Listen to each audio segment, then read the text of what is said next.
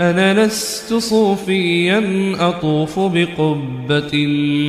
أنا لست ممن يدخل القبر مسجدي، ولست يهوديا ولست برافضي، والرافضي في الأصل كالمتهودي. أنا لست تكفيري ولست بخارجي، يرى مؤمنا بالله مرتد ملحدي. حتى كون إمك تشوجي صوفية يقول شرك دي برتن كوفر أو حال الشرك والكفر نحد بالنا أي هدنا وحي نصوص تصيصي وحكو تكفيرين من أخذ وحويا بنصوص القرآن والسنة، من دعا إلى توحيد إلى إفراد بالعبادة أي سيسالا دين توقصاريا waxay iyagu baqirsan waqtigii nabigeena inuu diinta kamid ahayn qofka dad diinta kamid ma sida ihtifaaladkan ay sameeyaan oo kale ayay oranayaan waa gaal qofkaasi maxay wax ku takfiirinayaan takfiir bilaazim waa baab hadii la furo dadka been diinta laga wada saaray noqonayso ana hadaa tiraado mawlidka lama dhigi karo macnaheedu waxa weeye nabiga lama xusi karo waxa ka dhalanaysa nabiga inaad jeclayn إن أنا وينين هاي قف كان نبي قتشعل النبي قام وينين إنه قال فأنت كافر قال باطل تكفير باللازم لازم القول قول معها إذا لم يلتزم به قائله قف كقول كيس وحكى لازم يوا قول كاجل ما ورن كره حكم سلام السنكر هدانو مرك الله شيء يسقوا أنو التزام وأنا ورن ها وحاس قول كأنه كذا يوانوجي وأنا قبابة لازم كلفتي سدينية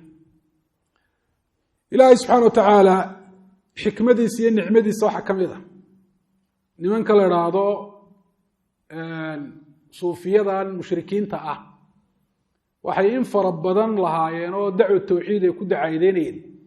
wahabiyadu hubay qaato dad islaam bay leeyeen inagu mar walba ku dhawaaqaynay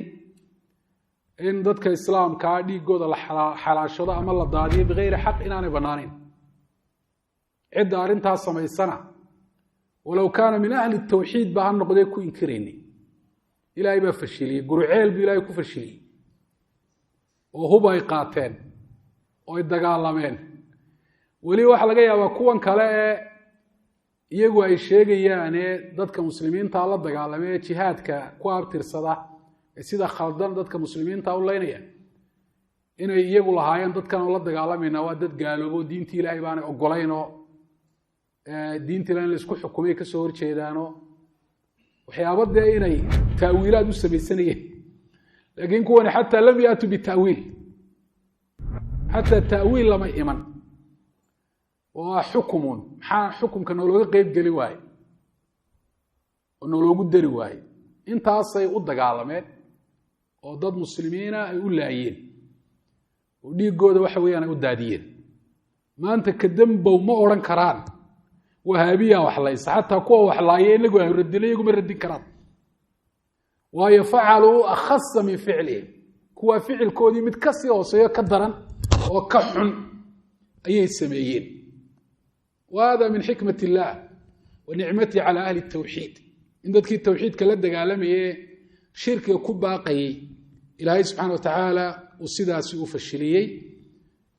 بين الناس وأمام أعينهم dadka dhexdooda iyo